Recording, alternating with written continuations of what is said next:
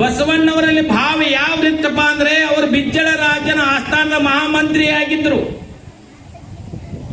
ಭಕ್ತಿ ಭಂಡಾರಿ ಎನಿಸಿಕೊಂಡಿದ್ರು. ಆದ್ರೆ ಬಿಜ್ಜಳ ರಾಜನ ಆಸ್ಥಾನದೊಳಗ ಪಗಾರ ಎಷ್ಟಿತ್ತು ಬಸವಣ್ಣವರಿಗೆ ಅಂದ್ರೆ ಅಡಿಸರ್ ಅಳಿತಿರಂತ 10 ಅಡಿಸರ ಬಂಗಾರ ತೂಕ ಮಾಡಿ ಕೊಡ್ತಿದ್ರು. 10 ಅಡಿಸರ ಬಂಗಾರದ ದಿವಸಕ್ಕೆ ಪಗಾರ ಇರ್ತದೆ. ಆದ್ರೆ ಅವರಲ್ಲಿ ಕಿಂಕರದ ಎಷ್ಟಿತ್ತಪ್ಪ ಅಂತಂದದ್ದಾದ್ರೆ ಬಾಗಿದ ತಲೆ ಮುಗಿದ ಕೈ ಚಂದ ಕೂಡಲ ಸಂಗಮ ದೇವ ಅಂತ ಅಂದ್ರೆ ಕೂಡಲ ಸಂಗಮನಾಥನ ಏನು ಬೇಡ್ಕೊಳ್ತಿದ್ರು ಅಂತಂದದ್ದಾದ್ರೆ ಬಾಗಿದ ತಲೆ ಮುಗಿದ ಕೈ ಚಂದ ಕೂಡಲ ಸಂಗಮ ದೇವ ಅಂತ ಎಷ್ಟು ಕಿಂಕರತ್ವ ಐತ್ ನೋಡ್ರಿ.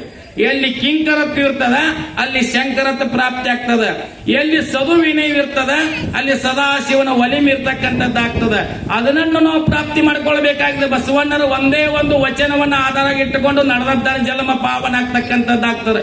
ಬಸವಣ್ಣವರು ಏನಾಗಿತ್ತಪ್ಪ ಅಂತಂದಿದ್ದಾರೆ, ಎಲ್ಲವನ್ನು ಹೋಗಲಾಡಿಸಿರ್ತಕ್ಕಂಥ ಏನಪ್ಪಾ ಅಂತಂದರೆ ಅವರು ಇರ್ತಕ್ಕಂಥ ಧ್ಯೇಯ ಯಾವುದಿತ್ತಪ್ಪ ಅಂತಂದ್ರೆ ಅಸ್ಪೃಶ್ಯತನವನ್ನು ಹೋಗಲಾಡಿಸಿ ಎಲ್ಲರೂ ಸಮಭಾವನೆ ಕಾಣ್ತಕ್ಕಂಥ ಭಾವ ಬಸವಣ್ಣವರಿತ್ತು. ಹೆಂಗಪ್ಪ ಅಂದ್ರೆ ಯತ್ರ ಯತ್ರ ಮನೋಯಾತಿ ತತ್ರ ತತ್ರ ಬ್ರಹ್ಮ ದರ್ಶನ.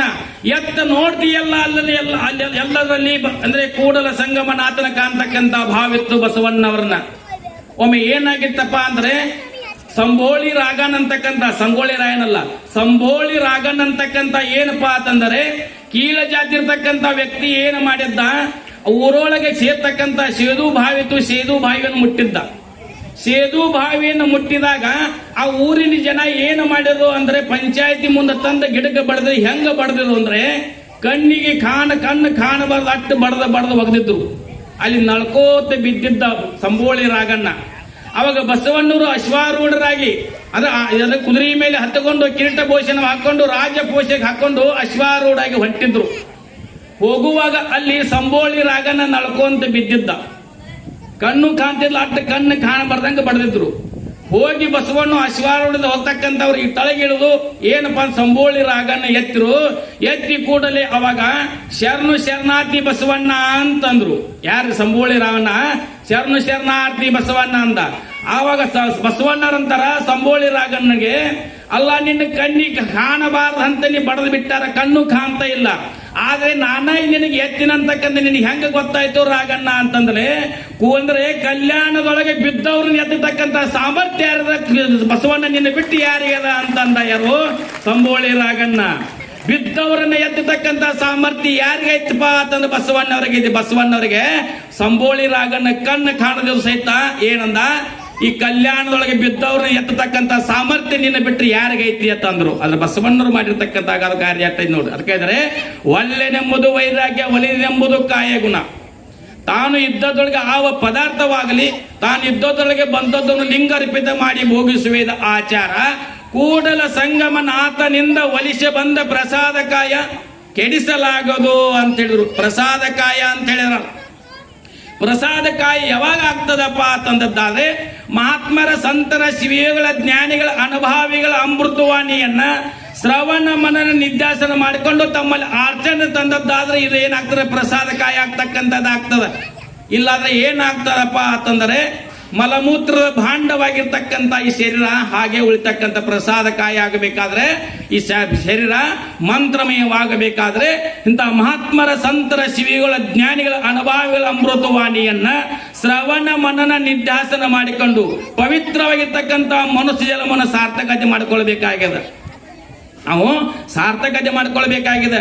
ಇದಕ್ಕೆ ತಾಯಿಯವ್ರಂದ್ರೆ ನೋಡಿ ಪದ ಅಂದ್ರೆ ಏನಪ್ಪಾ ಅಂದ್ರೆ ಬ್ರಹ್ಮ ಪದವಿಯನ್ನೊಲ್ಲೆ, ವಿಷ್ಣು ಪದವಿಯನ್ನೊಲ್ಲೆ, ರುದ್ರ ಪದವಿನೊಲ್ಲೆ, ಮತ್ತಾವ ಪದವಿನೊಲ್ಲೆ, ಕೂಡಲ ಸಂಗಮನಾಥ ನಿಮ್ಮ ಪಾದವ ನರಿದಿಪ್ಪ ಪದವಿಯ ಕರೆನಿಸು ಅಂತಂದ್ರೆ ಬಸವಣ್ಣವ್ರ ಎಟ್ಟ ನಿರಭಿಮಾನದಿಂದಿರ್ತಕ್ಕಂಥ ಅಷ್ಟೆಲ್ಲ ಇದ್ದ ಬಳಕೆ ಏನಪ್ಪಾ ಅಂತಂದದ್ದಾದ್ರೆ ಬಸವಣ್ಣವ್ರ ಪಗಾರ ಹೇಳಿದಿಲ್ಲ ಎಣ್ಕ ಅವ್ರ ಎಟ್ಟಂದ್ರೆ 10 ಅಡಿಸರ್ ದಿನ ಬಂಗಾರ ತೂಕ ಮಾಡಿ ಕೊಡ್ತಿದ್ರಿ.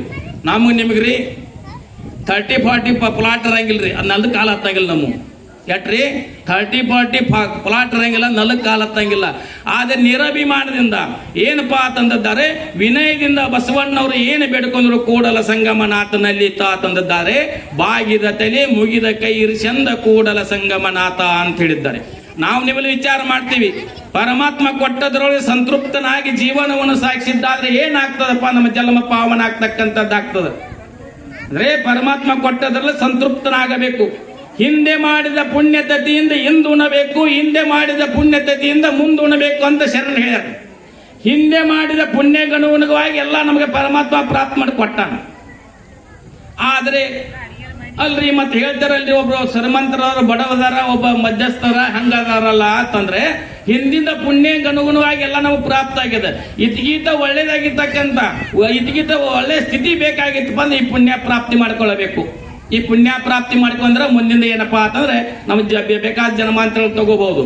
ಹೆಂಗಪ್ಪ ಅಂತಂದದ್ದಾದ್ರೆ ಬ್ಯಾಂಕ್ ಯಾವಾಗ ಗೊತ್ತದ, ಪಾಸ್ಬುಕ್ನ್ಯಾಗ ಬ್ಯಾಲೆನ್ಸ್ ಅದ, ಪಾಸ್ಬುಕ್ನ್ಯಾಗ ರೊಕ್ಕ ಇದ್ದುಪ್ಪ ಅಂದ ಅಕೌಂಟ್ ಮೇಲೆ ಯಾವಾಗ ಬೇಕಾಗ ಉಡ್ರಲಾಕ ಬರ್ತಿದ್ದಿಲ್ರಿ, ಯಾವಾಗ ಬೇಕಾಗ ಉಡ್ರಲಾಕ ಬರ್ತಿದ್ದಿಲ್ರಿ.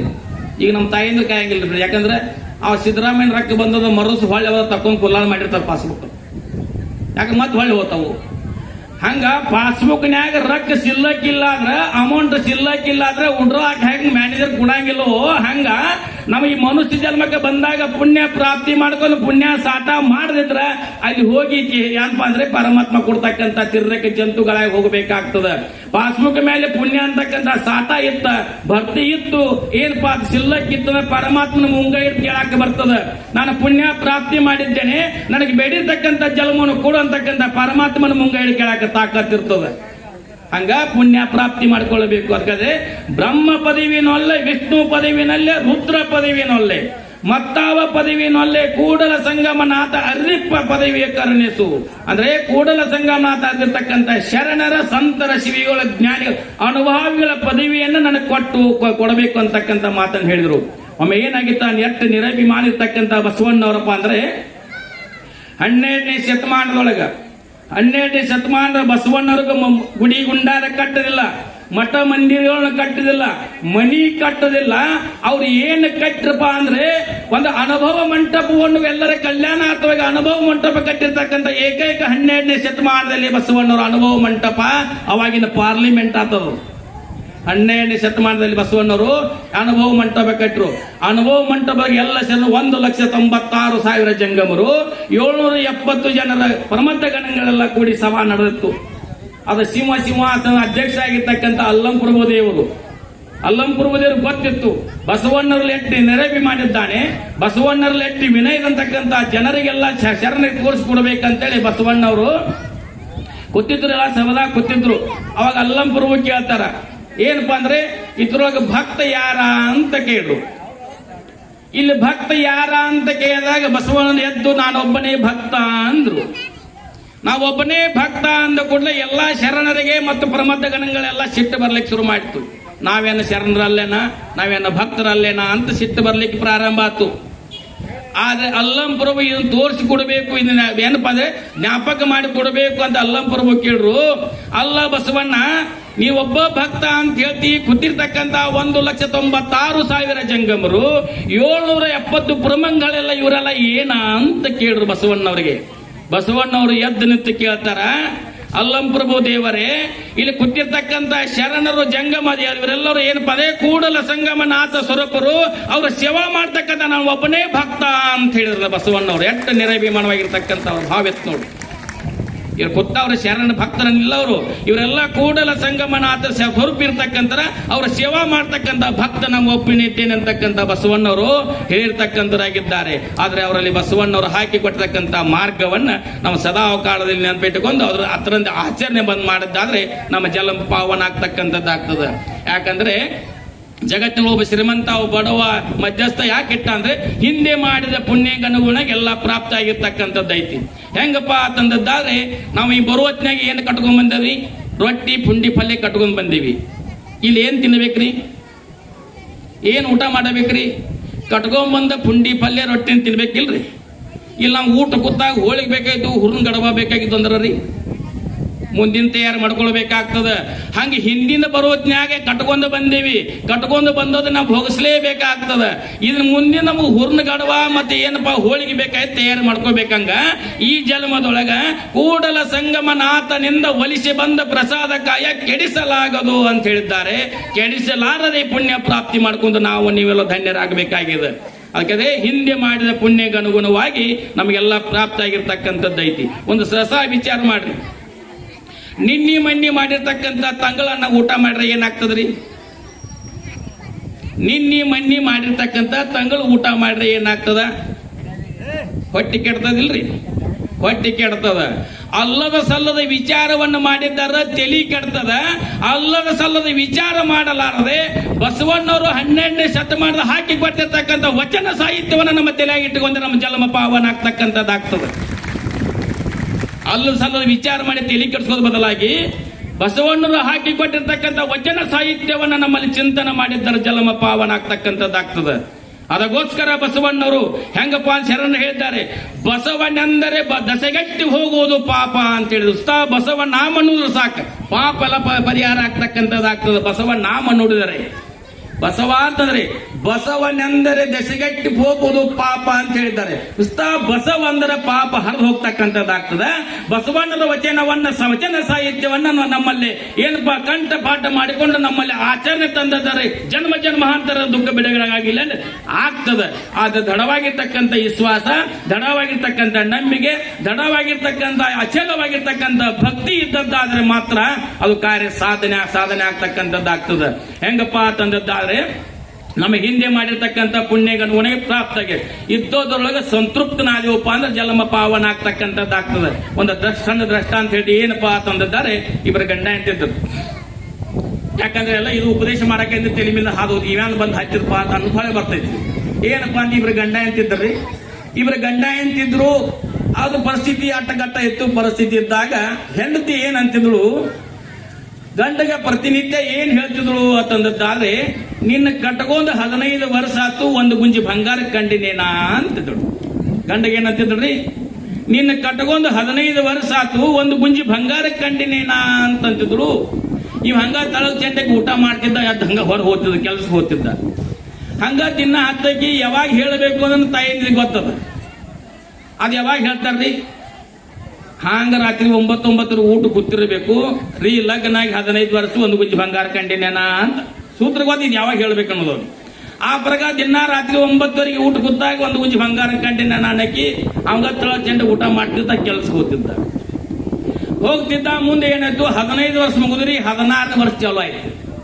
16ನೇ ವರ್ಷ ಚಾಲು ಆಯ್ತು. ಅವಾಗ ಅಂದ್ರಿ, ಅಲ್ಲ 15 ಮುಗಿದು 16 ವರ್ಷ ಆಯ್ತು, ನಿನ್ನ ಕಟ್ಕೊಂಡ ಒಂದು ಬಂಗಾರ ಕಂಡಿನೇನಾ ಅಂತ ಅಂದ್ರು. ಮತ್ತೆ ಇಂದು ತಲೆ ಕೆಟ್ಟಿತ್ತು ಅಂದ, ಬಂಗಾರ ಬಾಳ ಹತ್ತಿದೀನಿ, ನಿಂಗೆ ಬಂಗಾರ ಎಟ್ಟು ಬೇಕಾಗೈತಿ ಅಂದು. ನನ್ನ ಬಂಗಾರ ಎಟ್ಟು ಬೇಕಾಗೈತಿ ಅಂದ ಕೂಡ್ಲೆ ಆ ಹೆಣ್ಮಗಳ ಹೆಂಡತಿ ಅಂದಂದ್ರೆ ನನ್ನ ಕೊಳ್ಳ ಮನಿವಂಗ ಅಂದ್ಲ. ಕೊಳ್ಳ ಮನಿವಂಗದ ಹೆಂಗಿದ್ರ ಬೈತೇನ್ರಿ ಆಕಿ, ರಿಕ್ಷಾದಾಗ ಹೋದ್ರೆ ಮುಂದಿನ ಹಾಗೆ ಹೇಳ್ತಿದ್ರು ರೀ. ಹೇಳ್ತಿರ್ಲಿ ನಿಮ್ಗ, ರಿಕ್ಷಾದಾಗ ಹೋದ್ರೆ ಮುಂದಿನ ಗಾಲಿ ಹೇಳ್ತಿದ್ದು. ಅಕ್ಕಿ ಕೊಳ್ಳ ಮನಿವಂಗ ನಾ ಬಂಗಾರ ಮಾಡಿಸ್ಬೇಕ, ಇದ್ದ ಆಸ್ತಿ 100 ಸಲ ಮಾರು ತೀರಂಗಿಲ್ಲ ಅಂದೆವು. ಹಂಗ ತಳ ಚೆಂಡಕ್ಕೆ ಊಟ ಮಾಡಿ ಆದ ಹ್ಯಾಂದಿ ಬಂಗಾರ ಮಾಡ್ಸನ ಅಂದ್ರು. ಕೊಳ್ಳ ಮನಿವಂಗ ಬಂಗಾರ ಬೇಕೈತಿ ಹೆಂಗ ಮಾಡೋದ ಅದ ಚಿಂತೆಯಾಗ ಏನ್ ಮಾಡಿದ್ದ, ಅವು ಶಾಣೆ ಇದ್ದ. ಪತ್ತಾರನ ದೋಸ್ತಿ ಮಾಡಿದ್. ಪತ್ತಾರ ಬಹಳ ಶಾಣೆ, ಪತ್ತಾರ ದೋಸ್ತಿ ಮಾಡಿದ. ಪತ್ತಾರನ ಅಂಗಡಿಯಾಗ ಏನ್ ಮಾಡಿದ, ದಿನ ಸಾಯಂಕಾಲ ಮನಿ ಕೆಲಸ ಮುಗಿಸ್ತಿದ್ದ, ಸಾಯಂಕಾಲ 4 ಗಂಟೆ ಹೋಗಿ ಪತ್ತಾರ ಅಂಗಡಿಯಾಗ ಕುಂತಿದ್ದ. ಅಲ್ಲಿ ಸುಖ ದುಃಖಗಳು ಹಂಚ್ಕೊಳ್ತಿದ್ದ. ಅಲ್ಲಿ ತಂದಿರ್ತಕ್ಕಂಥ ಚಾ ಪಾನಿ ಕುಡಿದ ಕಸಿಂದ ಮತ್ತೆ ರಾತ್ರಿ 8-8 ಮನೆಗೆ ಬರ್ತಿದ್ದ. ದಿನ ಪ್ರತಿನಿತ್ಯ ಹೋಗ್ತಿದ್ದ. ಇದೇನು ರಾತ್ರಿ ಆಗಿತ್ತಲ್ಲ, ಕೊಳ್ಳ ಮನಿಗೂ ಬಂಗಾರ. ಆ ಮರುದಿವ್ಸ ಕೂತಿದ್ದ, ಹೋಗಿ ಮೋತಿ ಸಣ್ಣ ಮಾಡಿದ್ದ. ಪತ್ತಾರ ಸಂಗ ಮಾತಾಡವಲ್ಲ, ಚಾ ತಂದು ಕುಡಿವಲ್ಲ, ಯಾಕೋ ತಮ್ಮ ಗಂಡ ನೀವು ಹ್ಯಾಕೆ ನೀವು ಜಗಳಿದಿರ ಅಂತ ಕೇಳಿದ್ಕೂಡ್ಲೆ ಪತ್ತಾರ ಕೇಳ್ಕೊಲ್ಲ ಅವಂದ, ನಾವ ಜಗಳ ಬಂಗಾರ ಕಟ್ಟಿದೀವಿ ಅಂದಿವು. ಬಂಗಾರ ಗತೆ ಅದೀವಿ ಅಂತಂದ್ರೆ ಮತ್ತೆ ಯಾಕೆ ಹಿಂಗೆ ಮೂತಿ ಮಾಡಿದ್ವು, ದಿನ ಮಾತಾಡ್ತಿದ್ವಿ, ಸುಖ ದುಃಖ ಹಂಚ್ಕೊತಿದ್ದಿ, ಮತ್ತೆ ಯಾಕೆ ಮಾತಾಡುವಲ್ಲಿ ಅಂದ.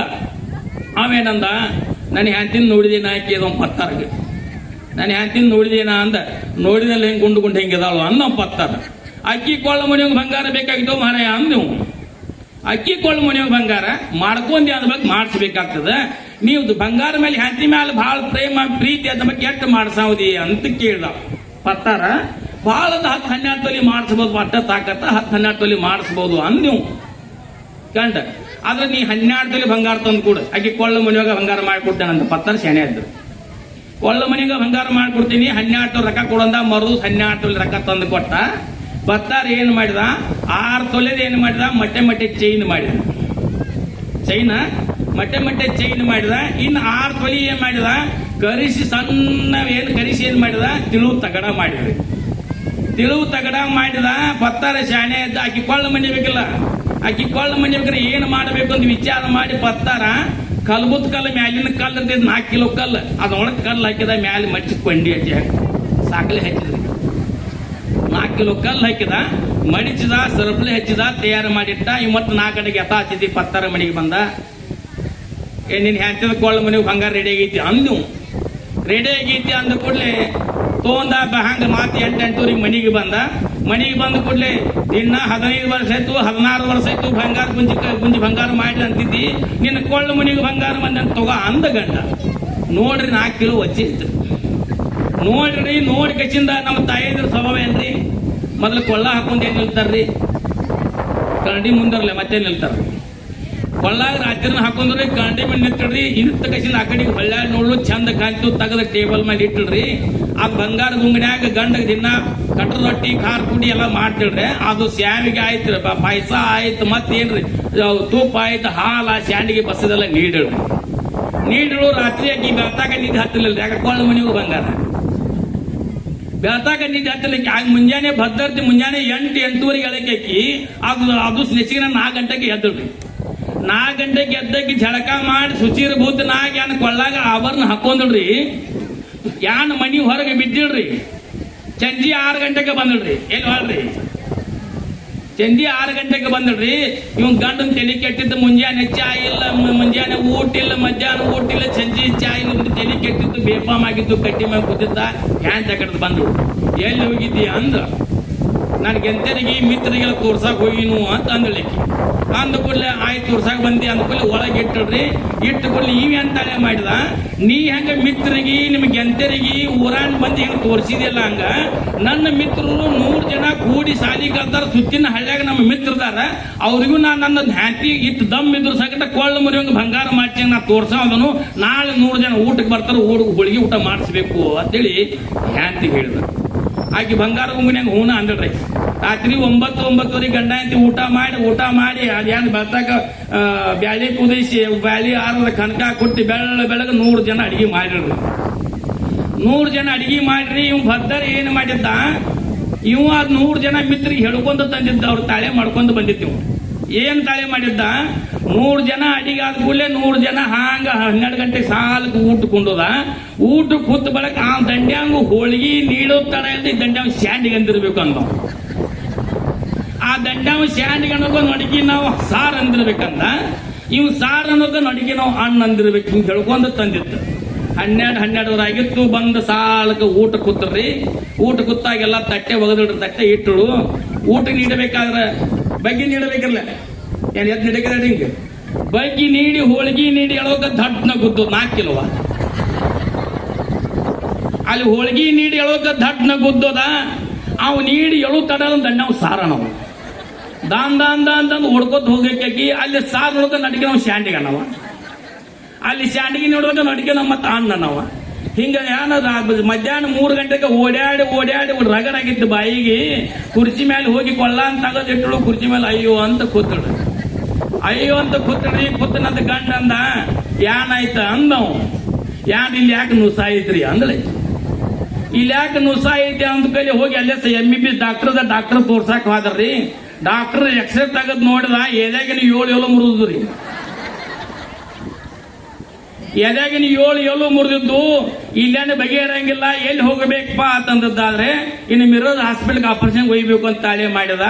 ತಾಳೆ ಮಾಡಿ ಮಿರೋಜ್ ಹಾಸ್ಪಿಟಲ್ಗೆ ಗಾಡಿ ಹೇಳಿದ. ಯಾವ ಗಾಡಿ ರೀ, ರಿಕ್ಷಾನ ಇಟ್ಟಿಲ್ರಿ. ಮತ್ತೆ ಆಕಿ ಕ್ರೂಸರ್ ಹೇಳ್ಬೇಕು. ಮತ್ತೆ ಕ್ರೂಸರ್ ಹೇಳ್ದ. ಕ್ರೂಸರ್ ಅಡ್ಕಿನ ಸೀಟ್ನಾಗ ಕುಣಿಸಿಕಿನ ಮಜಾನ ಮಾಡಬೇಕಂತ ಬಾಗಲ ಹಾಕಿ ಮನ್ಯಾಗ ಹೋಗಿ ಹೊಳ್ಳ ಬಂದ. ಕಿಟಕಿಯಾಗ ಹೋಗಿ ಕೇಳ್ದ, ಕೊಳ್ಳ ಮನಿಗೂ ಬಂಗಾರ ಬೇಕೇನ ಅಂದವು. ನಿನ್ನ ಅವಿಸದ ನಿನ್ನ ಬಂಗಾರ ಬೇಡ ಅಂದಳಕ್ಕೆ. ಯಾಕೆ 7 ಮುರಿದ್ರಿ. ಹಂಗ ಬಂಗಾರ ಮೇಲೆ ಏನು ಮನಸ್ಸು ಮಾಡ್ಲಾರೆ, ಬಂಗಾರದ ಚಿಂತೆ ಮಾಡ್ಲಾರೆ, ಬಂಗಾರವನ್ನು ಆಸೆ ಮಾಡ್ಲಾರೆ. 12ನೇ ಶತಮಾನದಲ್ಲಿ ಹಾಕಿ ಕೊಟ್ಟಿರ್ತಕ್ಕಂಥ ಬಸವಣ್ಣರ ಮಾರ್ಗದಲ್ಲಿ ನಡೆದ ನಮ್ಮ ಜನ್ಮ ಪಾವನ ಆಗ್ತಕ್ಕಂಥದ್ದಾಗ್ತದ. ಬಂಗಾರ ಚಿಂತೆ ಮಾಡಬಾರದ್ರಿ. ಬಸವಣ್ಣ ಹಾಕಿಕೊಟ್ಟ ತತ್ವಗಳನ್ನ ಆಧಾರವಿಟ್ಟುಕೊಂಡು ನಾವು ಚಿಂತನೆ ಮಾಡಿದ್ದಾದ್ರೆ ನಮ್ಮ ಜನ್ಮ ಪಾವನ ಆಗ್ತಕ್ಕಂಥದ್ದಾಗ್ತದೆ. ಅದಕ್ಕೋಸ್ಕರ ನೀವು ಏನಪ್ಪಾ ಅಂದ್ರೆ ಕೂಡಲ ಸಂಗಮನಾಥನಿಂದ ಒಲಿಸಿ ಬಂದ ಪ್ರಸಾದ ಕಾಯ ಕೆಡಿಸಲಾಗೋದು ಅಂತ ಹೇಳಿದ್ದಾರೆ. ಅಂದ್ರೆ ಬಸವಣ್ಣವರಿಂದ ಬಂದಿರತಕ್ಕಂತ ಸಂಗಮನಾಥ ಪ್ರಸಾದ ಕಾಯ, ಇದಕ್ಕೆ ಪ್ರಸಾದ ಆಗಬೇಕು ಅಂತಂದಿದ್ದಾರೆ. ಇಂತಹ ಶರಣರ ಸಂತರ ಶ್ರೀಗಳ ಜ್ಞಾನಿ ಅನುಭಾವಿಗಳ ತತ್ವಗಳನ್ನ ಆಧಾರವಿಟ್ಟುಕೊಂಡು ಬಸವಣ್ಣರ ವಚನ ಸಾಹಿತ್ಯವನ್ನು ಸರಾವುಗಳಲ್ಲಿ ಚಿಂತನೆ ಮಾಡಿದ್ದಾರೆ. ಈ ನಮ್ಮ ಜನ್ಮ ಪಾವನ ಆಗ್ತದಂತಕ್ಕಂತ ಹೇಳುತ್ತಾ ಯಾಕಪ್ಪ ಅಂತಂದಿದ್ದಾರೆ. ಇನ್ನು ಹೇಳಬೇಕಾಗಿತ್ತು ಬಹಳ. ಯಾಕಂದ್ರೆ ಅಲ್ಲೊಂದು ಕಾರ್ಯಕ್ರಮದ ಇಲ್ಲಿ ಮೂರ್ತಿ ಪ್ರತಿಷ್ಠಾಪನಾ ಕಳಸಾರೋಹಣ, ಇಲ್ಲಿ ಅಲ್ಲೊಂದು 5 ಜನ ಮಹಾತ್ಮರು ಬಂದಾರ. ಈಗ ಅಲ್ಲಿ ಉಸ್ತುವಾರಿ ನಂಗ ಕೊಟ್ಟಿದ್ರು. ಆದ್ರ ಸಿದ್ಧ ಇಲ್ಲ ಯಡೂರು ಗ್ರಾಮ ಅಂದ್ರೆ ಪ್ರತಿ ರವಿವಾರ ಒಂದು ರವಿವಾರ ಬಂದಿದ್ವಿ ನಾವು. ಚಿನ್ನಮಯ್ಯ ಅರ್ಧವ್ರು ಬಂದಿರು ಅಂತ ನಾವು ಒಂದು ರವಿವಾರ ಬಂದಿದ್ವಿ. ಇವ್ರು ಹೇಳಿದಾರ ಅಂದ್ಕೊಳ್ಳಿ. ಯಾಕಂದ್ರೆ ಭಕ್ತರ ಮನಸ್ಸು ಅಂದ್ರೆ ಒಬ್ಬ ಪೂಜ್ಯರಾಗಿರ್ತಕ್ಕಂಥ ಶರಣರ ಸಂತರ ಶಿವಿಗಳು ಜ್ಞಾನಿಗಳು ಭಕ್ತರ ಮನಸ್ಸನ್ನು ನೋಯಿಸಲಾರದೆ ಅವರು ಆನಂದವಾಗಿರ್ತಕ್ಕಂಥ ಆಚರಣೆ ಶರಣರ ಸಂತರ ಶಿವಿಗಳ ಜ್ಞಾನಿಗಳ ತತ್ವ ಇರ್ತಕ್ಕಂಥದ್ದಾಗ್ತದ. ಆದರೆ ಇಲ್ಲಿ 10 ನಿಮಿಷ ಹೋಗಿ ನಾನು ಬರ್ತೀನಿ ಅಂತಕ್ಕಂಥ ಅಲ್ಲಿ ಹೇಳಿ ಬಂದಿರ್ತಕ್ಕಂಥದ್ದಾಗಿದೆ. ಇನ್ನೂ ಅನೇಕವಾಗಿರ್ತಕ್ಕಂಥ ನಾನು ಏನಪ್ಪಾ ಅಂತಂದ್ರೆ ನಾನು ಬಹಳ ಊರಿನವರಲ್ಲ, ಇಲ್ಲೇ ಕೇರು ಗ್ರಾಮತಕ್ಕಂಥ ನಿಮ್ಮ ಊರಿನ ಮಗನ ಅಂತ ತಿಳ್ಕೊಂಡ ಸಲಾವ್ಗಲ್ಲಿ ಯಾವಾಗ ಬೇಕಾ ಫೋನ್ ಮಾಡಿ ನಾ ಬಂದ ನಿಮಗೆ ಸದ್ಗುರುನಾಥ ಮತ್ತು ಬಸವನ ಕಾಡ ಸಿದ್ದೇಶ್ವರ ಆಗಲಿ ವೀರಭದ್ರಪ್ಪಾಜಿ ಅವರು ಯಾವಾಗ ನಮಗೆ ಎಷ್ಟು ಪ್ರೇರಣೆ ಕೊಡ್ತಾರಲ್ಲ ಅಟ್ಟು ನಿಮಗೆ ಬಂದು ಉಪದೇಶ ಮಾಡಿ ನನಗೆ ಏನಪ್ಪಾ ಅಂತಂದ್ರೆ ನೋಡತಕ್ಕಂಥ ತೊದಲುಗುಡಿಯನ್ನ ಹೇಳಲಿಕ್ಕೆ ಪ್ರಯತ್ನ ಮಾಡ್ತೀನಿ ಅಂತಕ್ಕಂಥ ಹೇಳುತ್ತಾ ಈ ಪುಣ್ಯ